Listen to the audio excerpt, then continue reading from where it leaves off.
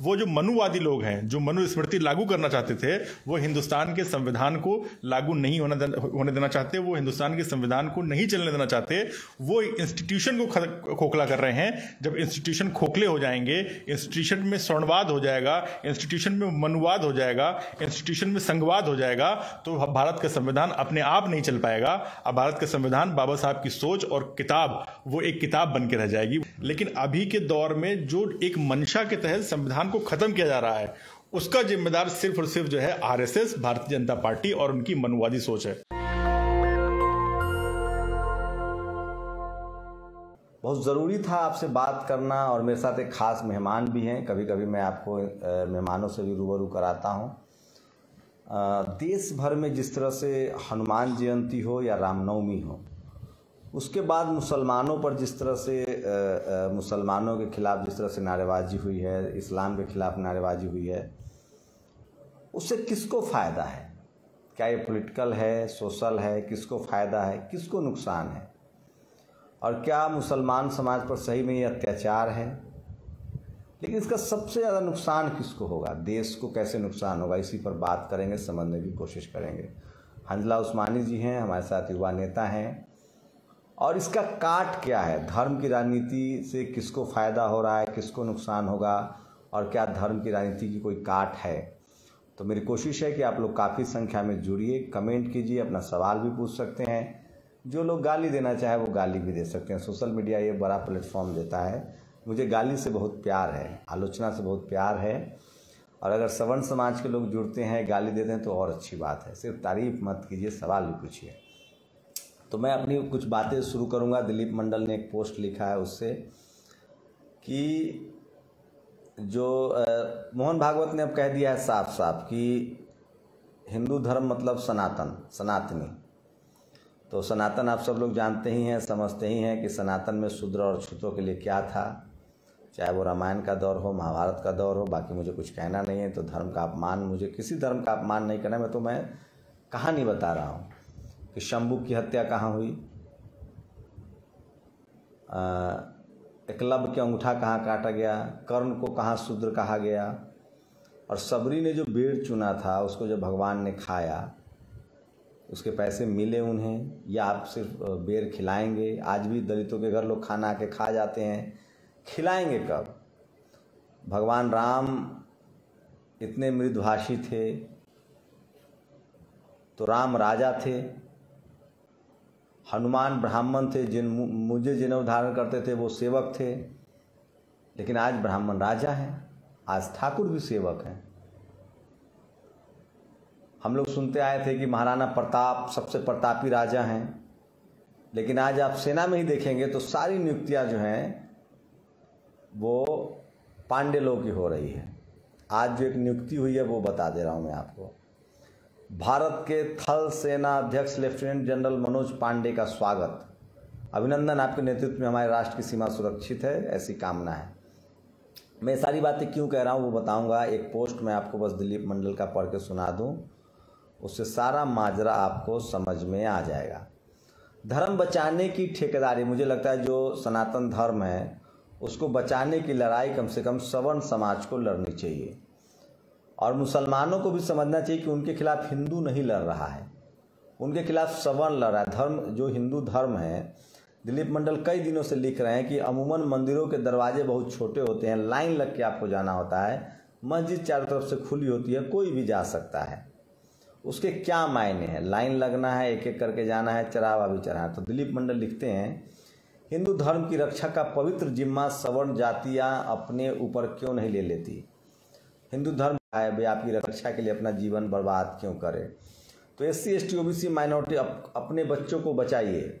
फूले अम्बेडकरवादियों को देखना चाहिए कि उनके या उनके आसपास का कोई बच्चा सांप्रदायिक जहर के चक्कर में जीवन बर्बाद तो नहीं कर रहा है। देश भयानक सांप्रदायिकता के दौर में प्रवेश कर रहा है। पढ़ाई और अपना काम यही रास्ता है। समर्थ परिवार अपने बच्चे विदेश भेजे। इस समय अपने बच्चे को दंगाई हो जाने से रोकना और उन्हें करियर बनाने के लिए प्रेरित करना ही एक धर्म है। विदेश पढ़ने जाना अब पहले से भी आसान हुआ है। OBC और SC के जो लोग इन मुकदमों में फंसेंगे वो बहुत लंबा फंसेंगे, जिंदगी खराब हो जाएगी। उनके लिए सवर्णों की तरह बचाव का कोई तंत्र नहीं है। जेल में भी ज़्यादातर एससी और ओबीसी ही होते हैं। तो ये है टोटल आपकी स्थिति। मुझे बहुजन समाज के लोग बचाए कि आपको एजुकेशन चाहिए या धर्म चाहिए। अब मैं उस्मानी साहब से आऊँगा, क्या मुसलमान समाज 90% मुसलमान ओबीसी कैटेगरी में, क्या वो स्कूल जितना वो धर्म को लेकर उत्तेजित है, अपने डिफेंड कर रहा है, धर्म फंडामेंटल राइट्स है, मुसलमानों की भागीदारी आरक्षण बचाने के लिए, संविधान बचाने के लिए, अपने राइट्स के लिए, आप मान लीजिए कोई मुसलमान जिसके घर में पढ़ लिख के कोई कलेक्टर हो जाए, कांस्टेबल हो जाए, क्या लगता है उसके साथ कोई अन्याय कर लेगा? पहले बात तो बहुत शुक्रिया, जय भीम। आपने बिल्कुल ठीक कहा कि मुसलमान बहुत लंबे समय से जो मुसलमान के ज़िम्मेदार लोग रहे और मुसलमान कम्युनिटी, वो धर्म पे बहुत ज़्यादा जो है उनका फोकस रहा। शिक्षा पे, इंस्टीट्यूशन बिल्डिंग पे, स्कूल बनाने में, छोटे छोटे विद्यालय खोलने में उनका कम योगदान रहा है, जिसके कारण आज ये उनको भुगतना पड़ रहा है। ये बात बिल्कुल सही है कि अगर मुसलमान पढ़े लिखे, अपने शिक्षा पे ध्यान दे, अपने एम पे ध्यान दे, अपने विचार पे ध्यान दे, और वो अगर आईएएस और पीसीएस, यूपीएससी तो बहुत दूर की बात है, अगर सिस्टम में कोई छोटा अदना अधिकारी भी, अदना कर्मचारी भी सिस्टम में अगर किसी घर में चला जाता है तो उसको कोई हाथ नहीं लगा पाता है। कोई सिपाही अगर मुसलमान का हो जाए, थाने में चला जाए, तो थाने का निज़ाम बदल जाता है। जो गरीब मुसलमान है वो थाने में जाने से डरता नहीं है, वो सोचता है कि हमारा एक आदमी बैठा हुआ है थाने में, हम उससे जाके पूछ लेंगे, उससे जाके काम करा लेंगे। तो ये बात बिल्कुल सही है। इसमें इसको कहने में बिल्कुल मुझे दो राय नहीं है कि मुसलमानों ने एक धर्म को इतना एक्सट्रीम बनाया हुआ है, इतना वो बनाया हुआ है। हालांकि वो एक दूसरी चर्चा है कि धर्म इतना एक्सट्रीम नहीं होता है। हमें धर्म सबका फंडामेंटल राइट है, लेकिन हमें मुसलमानों को, खास करके जो मुसलमान जिम्मेदार हैं, उनको स्कूल बनाने पे भी ध्यान देना चाहिए, उनको शिक्षा पे भी ध्यान देना चाहिए, और उनको भारत का इतिहास भी पढ़ना चाहिए। कौन भारत को तोड़ने वाला आदमी है और कौन। अच्छा, मुसलमान ये आइडेंटिफाई कर पाया है कि उसके मस्जिदों पर और उसके धर्म के खिलाफ हिंदू है या कोई जाति विशेष के लोग हैं? नहीं, मुसलमान, मैं माफ़ी के साथ कहता हूं कि मुसलमान के पास इतनी समझ नहीं है कि वो आइडेंटिफाई कर पाए कि हिंदू है या कोई जाति है। क्योंकि आप देखिए अभी के हालत में मुसलमान जब वोट ही एक पार्टी को हराने के लिए, उसकी अपनी कोई सोच नहीं है, अपना उसका कोई विजन नहीं है। तो कौन है इस देश में इस्लाम के खिलाफ प्रोपेगेंडा करने वाला या धार्मिक हमला करने वाला? आप लोग कौन है? वो लोग, उसका धर्म है या कोई जाति है? मैं बता रहा हूँ, अगर आप मुझसे पूछते हैं तो मैं और मेरे जैसे जो समझदार लोग हैं, मतलब जो भी समझदार लोग हैं, मैं तो समझदार नहीं हूँ, अगर आप मुझसे पूछते हैं तो मैं ये कहूँगा कि हिंदू धर्म मुसलमान के खिलाफ बिल्कुल नहीं है। क्योंकि हिंदू धर्म में दलित भी आता है, हिंदू धर्म में ओबीसी भी आता है, हिंदू धर्म में तमाम ऐसी जो है सोशल जस्टिस की जातियाँ आती हैं जो पूरी तरह से मुसलमान के साथ हैं। मुसलमान पर हमला जो है वो संघ, आरएसएस और आरएसएस की जितनी शाखाएं हैं, चाहे वो विश्व हिंदू परिषद हो, चाहे वो बजरंग दल हो, चाहे वो जो भारतीय जनता पार्टी और सरकार से एसोसिएटेड है, ये उनका हमला है। बीजेपी के समर्थक हैं, वो हिंदू नहीं है, 100% हिंदू नहीं है वो।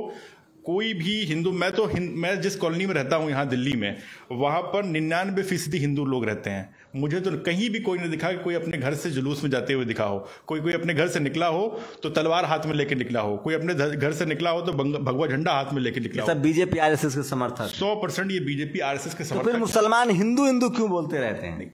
मुझे तो नहीं लगता कि, मैं तो नहीं बोल रहा हूँ हिंदू हिंदू, कोई मुसलमान। अच्छा, क्योंकि मुसलमानों के अंदर जो गांवों में आप जाएंगे, छोटे मोहल्ले यहाँ दिल्ली में जो हैं, या शहरों में भी जो छोटे मोहल्ले हैं, मुसलमान, अच्छा चलिए जाति की समझ नहीं, मुसलमान ये समझ पा रहा है कि जो इस्लाम के खिलाफ है, जो उसके धर्म के खिलाफ है, वो आरएसएस और बीजेपी के लोग हैं? बिल्कुल 100% मुसलमान ये समझ रहा है कि जो उसके धर्म के खिलाफ है, जो उसके खिलाफ हैं, जो उसको तोड़ना चाहते हैं, वो आरएसएस और बीजेपी के लोग हैं। और यही कारण है, मैं बताऊं कि यही, मैंने तो सारे को सुनता हूं वो हिंदू हमारे खिलाफ हैं। नहीं, वो जो डिबेट पे आप सुनते हैं वो भी आरएसएस के लोग हैं। अच्छा। जो डिबेट पे जो मुसलमान बैठते हैं टोपी लगा के, दाढ़ी लगा करके, वो भी आरएसएस के पेड लोग हैं। टीवी चैनलों के 5,000 रुपए लेने वाले लोग हैं, वो 5,000 रुपए पर डे लेते हैं, तब उनके घर का खर्चा चलता है। टोपी। अच्छा, मैं अब एक बात यहाँ बता दूं, लोकता हूं, आज जो हालत मुसलमानों की कर दी गई है, सरकारी व्यवस्था से जो बाहर हो गए हैं, कलेक्टर, आईएएस, सीएम, पीएम से जो बाहर हो गए हैं, आपको अंदाजा होगा कि इस धर्म की लड़ाई में सबसे ज्यादा मार पड़ेगी एससी, एसटी, ओबीसी पर। आपका आरक्षण, आपका सरकारी नौकरी, आपका सीएम पीएम बनना बंद हो जाएगा। मुसलमान को पहले सरकारी सिस्टम से बाहर किया गया, आरक्षण की वजह से एससी एसटी ओबीसी के लोग, संविधान की वजह से एससी एसटी ओबीसी के लोग आए, अब धार्मिक उन्माद में उनको सिस्टम से बाहर कर दिया जाएगा, उसके बाद बचेगा कौन? तो इस पूरी लड़ाई में मुसलमान का कुछ नहीं खोना है, क्योंकि वो खो चुका है। अब जो पा रहा था उसका नुकसान होगा। पूछिए कैसे? वो इस तरह से कि जब सरकारी संस्थाएं खत्म हो जाएगी, आरक्षण खत्म हो जाएगा, जब धर्म के नाम पर इस देश में ऐसे लोगों का कब्जा हो जाएगा जो आरएसएस और बीजेपी का समर्थक है, लगभग वो आरक्षण का विरोधी है, वो निजीकरण का पक्षधर है, तो एससी एसटी ओबीसी माइनॉरिटी के पास बचेगा क्या? तो अब जो ये धर्म की लड़ाई जो आपको बताया जा रहा है कि धर्म खतरे में है, हिंदू एकजुट हो तो जाएगा, लेकिन जेल जाएगा एससी एसटी ओबीसी हिंदू, सजा काटेगा एससी एसटी ओबीसी हिंदू, आरक्षण जाएगा एससी एसटी ओबीसी हिंदू का। आप सोचिए आपके रिजर्वेशन का विरोध कौन करता है? तो आपका सबसे बड़ा नुकसान हो रहा है, ये आपको समझना पड़ेगा। एक ओबीसी के नाते ये मैं जानता हूँ। जो लोग आपको चपरासी नहीं बनने देना चाहते हैं, वो हो सकता है आपको पुजारी बना दे, लेकिन आपको चीफ मिनिस्टर नहीं बनने देगा। लिख लीजिए आप, जो आदमी उसका चपरासी हो या चीफ जस्टिस हो, बाबा साहब ने कहा है कि देश बनता है कॉमन एकजुटता के से। देश अगर सबका गम एक जैसा होगा तो देश एक बनता है, सबका खुशी एक जैसी होगी तो देश बनता है। यहाँ तो गम और खुशी, जात, कोई शेड्यूल कास्ट मारा गया, बहुत अच्छा, मारने वाले के लोग पक्ष में हो जाते हैं। कोई धर्म के नाम पर मुसलमान मारा गया, बहुत अच्छा, हिंदू धर्म के नाम पर लोग उसके खिलाफ हत्यारे के साथ खड़े हो जाते हैं। तो हम देश तभी बनेंगे जब हमारा संविधान इम्प्लीमेंट होगा। क्या मुस्लिम समाज, धर्म एक निजी मामला है, हमारा फंडामेंटल राइट्स है, कोई किसी धर्म, संविधान को लेकर कितनी अवेयरनेस हुई? क्या वो एक काका वानी है, वो हर मुद्दे पर कहता है ये है भारत का संविधान। क्या लगता है, संविधान ज़्यादा की वजह से नुकसान हो रहा है या कुछ बचा हुआ है, या ये देश इस्लामिक हो जाए तो ज़्यादा मुसलमान सुरक्षित रहेंगे? नहीं नहीं नहीं, बिल्कुल नहीं। हिंदुस्तान जो है, हिंदुस्तान में जब आज़ादी के बाद जब बंटवारा हुआ तो हिंदुस्तान, भारत मतलब इंडिया, हाँ। भारत जब मुसलमान के साथ ये भी समस्या है, उसको एससी एसटी ओबीसी नहीं पता है, उसको सवर्ण वर्सेस बहुजन नहीं पता है, उसको नहीं पता कि इंडिया इज भारत, हिंदुस्तान, हिंदुस्तान, ये सब तो फिर तो वो हिंदुस्तान जो है वो उर्दू अल्फाज में भी बहुत लंबा जो है वो चला हिंदुस्तान, तो उसके तहत भी हिंदुस्तान कह दिया जाता है। वो हिंदुस्तान का मतलब हिंदुस्तान नहीं है तो हिंदुस्तान का मतलब हिंद से निकल के आता है। तो भारत जो है, भारत में जब मुसलमान रुका तो वो 100% कॉन्स्टिट्यूशन पे भरोसा करके रुका था, भारत के संविधान पे जो संविधान बाबा साहब अम्बेडकर के नेतृत्व में बना था, उसी संविधान पे भरोसा करके हिंदुस्तान का मुसलमान जो है वो यहाँ रुका हुआ था। तो हिंदुस्तान में कोई भी मुसलमान ये नहीं चाहता है कि वो, अरे भाई, तो संविधान बाबा साहब ने ही कहा है कि संविधान चला कौन रहा है इस पर निर्भर करता है। मैं संविधान कितना अच्छा लिख दूं, राइट, लेकिन संविधान तभी अच्छा होगा जब उसको चलाने वाले लोग अच्छे होंगे। संविधान खराब हो जाएगा उसको चलाने, बिल्कुल। तो मैं वही कह रहा था कि हिंदुस्तान का मुसलमान जो है वो संविधान पे पूरी तरह से भरोसा करता है। ये अलग बात है कि हिंदुस्तान का संविधान जो है, जो बाबा साहब के नेतृत्व में लिखा गया था, वो जो मनुवादी लोग हैं, जो मनुस्मृति लागू करना चाहते थे, वो हिंदुस्तान के संविधान को लागू नहीं होने देना चाहते, वो हिंदुस्तान के संविधान को नहीं चलने देना चाहते। वो इंस्टीट्यूशन को खोखला कर रहे हैं। जब इंस्टीट्यूशन खोखले हो जाएंगे, इंस्टीट्यूशन में स्वर्णवाद हो जाएगा, इंस्टीट्यूशन में मनुवाद हो जाएगा, इंस्टीट्यूशन में संघवाद हो जाएगा, तो भारत का संविधान अपने आप नहीं चल पाएगा। अब भारत का संविधान बाबा साहब की सोच और किताब, वो एक किताब बन के रह जाएगी। वो संविधान का जो पन्ना जो इंसान के जीवन को चलाता है, वो रुक जाएगा वहीं पर। इसके लिए जिम्मेदार कौन है? भारत का संविधान इंप्लीमेंट नहीं हो रहा है तो देखिए, अभी के दौर में इसके लिए जिम्मेदार तो बहुत सारी, जब जिम्मेदारी पे जाएंगे तो जिम्मेदार तो बहुत सारे लोग हो सकते हैं इसमें, लेकिन अभी के दौर में जो एक मंशा के तहत संविधान को खत्म किया जा रहा है, उसका जिम्मेदार सिर्फ और सिर्फ जो है आरएसएस, भारतीय जनता पार्टी और उनकी मनुवादी सोच है। इसकी काट क्या है? कैसे इसकी काट वही है कि अभी अब हमारी आपकी जब बात हो रही थी, तो इसकी काट जो है वो सिर्फ जो है वो सोशल कॉम्बिनेशन है। वो जो दलित, ओबीसी और माइनॉरिटी के लोग जो हैं वो अगर अपने अधिकारों के लिए सही मायनों में सियासी रूप से बाहर आएंगे और सूझबूझ के काम करेंगे, तभी इसका धर्म बचाने के लिए, अधिकार बचाने के लिए, धर्म बचाने के लिए नहीं। धर्म जो है धर्म बचाने के लिए बिल्कुल नहीं, अधिकार बचाने के लिए, संविधान बचाने के लिए। जब अधिकार और संविधान बचेगा तो धर्म अपने आप बच जाएगा। जब आपका अधिकार बच जाएगा तो धर्म अपने आप बच ही गया। धर्म तो आपका फंडामेंटल राइट है संविधान में, तो पहले संविधान बचाना है, धर्म अपने आप बच जाएगा। मुसलमान समाज के लिए क्या प्राथमिकता है? मुसलमान समाज के लिए अभी जो प्राथमिकता है वो है पूरी मजबूती के साथ संविधान की रक्षा करना, पूरी मजबूती के साथ सोशल जस्टिस के लिए लड़ना और अपने बच्चों को पढ़ाई कराना, अपने बच्चों को पढ़ाना, स्कूल खोलना, स्कूल भेजना अपने बच्चों को, और थोड़ा सा सियासी बनना। मुसलमान बिल्कुल सियासी नहीं है, आंख बंद करके कहीं भी जो है वो चिल्ला करके किसी एक दल का विरोध करके वोट करता है। थोड़ा आपको सियासी बनना पड़ेगा, सोशल जस्टिस के लिए लड़ना पड़ेगा। और मुझे ये लगता है, जो बात अभी आपने कही, मुझे ये लगता है कि वही सोशल कॉम्बिनेशन जो एससी, ओबीसी और माइनॉरिटी है, यही मेजॉरिटी है, कोई और मेजॉरिटी नहीं है। ये जो भ्रम फैलाया जा रहा है कि मेजॉरिटी एससी, ओबीसी और माइनॉरिटी मेजॉरिटी है, दूसरा कोई मेजॉरिटी नहीं, वो माइनॉरिटी है। मैं अपनी तरफ से जोड़ रहा हूँ। उस्मानी भाई मुस्लिम कम्युनिटी से आते हैं, मैं ओबीसी हूँ। इस देश में धर्म के नाम पर जो लड़ाई होगी ना, उसमें सबसे ज़्यादा नुकसान एससी, एसटी, ओबीसी का होगा। धर्म का नुकसान तो माइनॉरिटी का होगा, हो सकता है उनके धर्म को पर हमला हो, लेकिन इससे एससी, एसटी, ओबीसी के अधिकार पर हमला होगा। आपकी पढ़ाई लिखाई, हॉस्पिटल, दवाई, एजुकेशन सब खत्म हो जाएगा, आपका आरक्षण खत्म होगा, आप सिर्फ लाचार बेबस मजदूर बना के छोड़ दिए जाएंगे। क्योंकि इस देश में एससी, एसटी, ओबीसी को जो भी मिला है वो सिर्फ और सिर्फ संविधान से मिला है। जो आपको हिंदू कहता है वो आपका मूंछ रखने पर हत्या करता है, वो आपके आरक्षण का विरोध करता है, वो आपसे बहनापा और भाईचारा नहीं रखता है। आप शादी कर ले तो आपकी हत्या हो जाएगी। आप दो ही वक्त हिंदू हैं, जब मुसलमानों से लड़ना हो या चुनाव में वोट डालना हो, बाकी वक्त आपकी जाति सामने आती है। तो आपको सोचना है कि आपको जातिवाद के खिलाफ लड़ना है या आपको मुसलमानों से लड़ना है। मुसलमानों के लिए क्या की पॉइंट्स है, कैसे वो इस देश को भी बचा सकते हैं, संविधान को भी बचा सकते हैं और अपने मजहब को भी बचा सकते हैं। देखिए, पहली बात तो मैं बताऊं कि मज़हब कहीं नहीं जा रहा है, तो मज़हब को जो बचाने की बात है ये तो गलत है। हाँ, आपके अधिकार को बचाने की बात है कि आपका अधिकार छीना जा रहा है कि भाई हमेशा से चले आए कि भाई क्या है कि आप हिजाब नहीं पहन सकते, क्या है कि आप गोश्त नहीं खा सकते।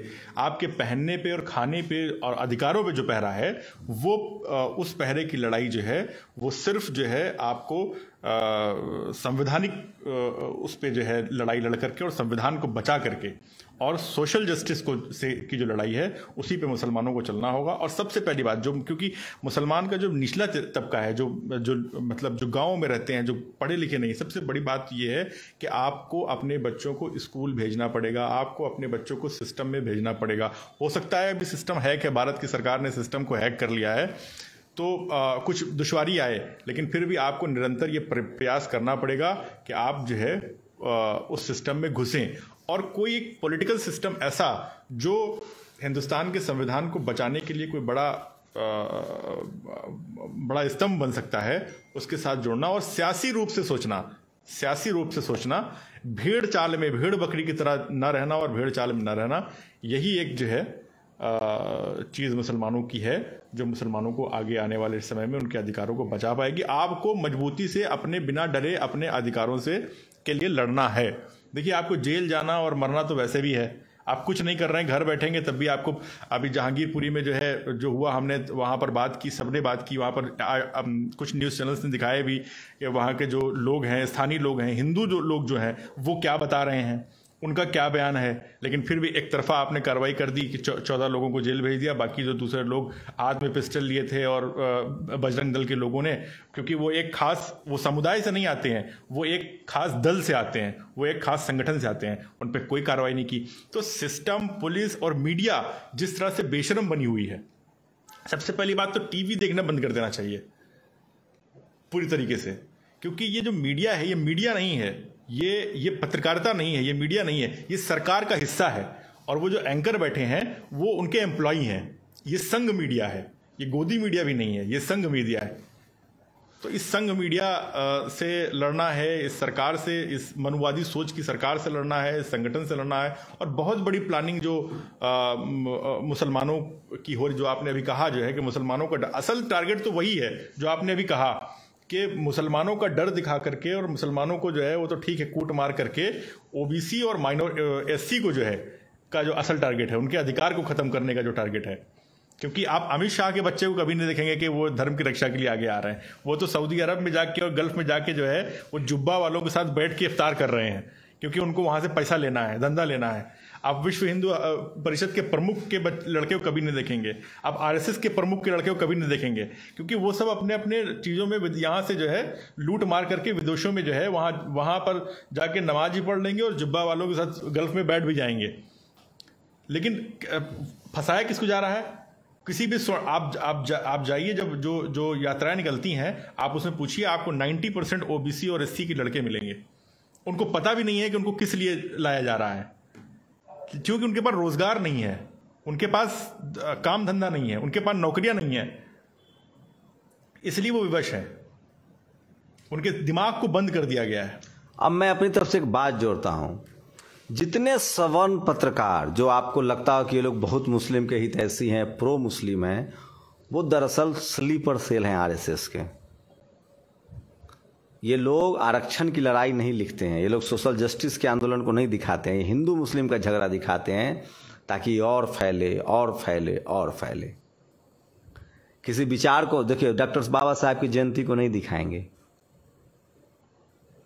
फुले पेरियार की जयंती को नहीं दिखाएंगे, एससी एसटी ओबीसी माइनॉरिटी के हक अधिकार की लड़ाई को नहीं लिखेंगे ये लोग, लेकिन हिंदू मुस्लिम की लड़ाई को लड़ेंगे। तो सोचिए कि ये आपको समझना पड़ेगा। और मैं फिर कह रहा हूँ, इस देश में मुसलमान बिल्कुल खतरे में नहीं, उनका कुछ नहीं बिगड़ने वाला है। इस देश में जो एससी एसटी ओबीसी है, उनका जो राजनीतिक अधिकार है, सामाजिक अधिकार है, आर्थिक अधिकार है, वो खत्म हो रहा है। और उनके बच्चे जेल भी जाएंगे, केस भी झेलेंगे और सत्ता से ही बेदखल हो जाएंगे। ये लड़ाई राजनीतिक है, सत्ता के लिए है। आपको समझना है कि आपके हक अधिकार कहाँ सुरक्षित है, और जब आप सुरक्षित हैं, इस देश का हक अधिकार कहाँ सुरक्षित है। चीन, जापान ये सब क्यों आगे बढ़ गया? कि उसने विज्ञान पर ध्यान दिया। और इसके लिए दोषी वो लोग हैं, सवर्ण लीडरशिप, जो सोशल जस्टिस की लड़ाई, जो रोजी रोटी, विज्ञान, बराबरी की लड़ाई है, और जिन लोगों ने इस देश में कभी भी संविधान को लागू ही नहीं होने दिया। एक और दोष है कि एससी एसटी ओबीसी माइनॉरिटी के नेताओं को निकलना चाहिए और अपने समाज को पॉलिटिकली और सोशली अवेयर करना चाहिए कि उनकी असली लड़ाई सोशल जस्टिस की लड़ाई है। आप लोग की क्या प्रतिक्रिया, अपनी प्रतिक्रिया जोड़ दीजिए। शुक्रिया उस्मानी भाई। नेशनल दस्तक की आपसे गुजारिश है कि अगर इसको बचाना चाहते हैं तो नेशनल दस्तक को सब्सक्राइब करने के लिए रेड कलर के सब्सक्राइब बटन को दबाएं, फिर बेल आइकन की घंटी दबाएं। नेशनल दस्तक को बचाने के लिए बहुत जरूरी है कि हर खबर को शेयर करें, लाइक करें, कमेंट जरूर करें।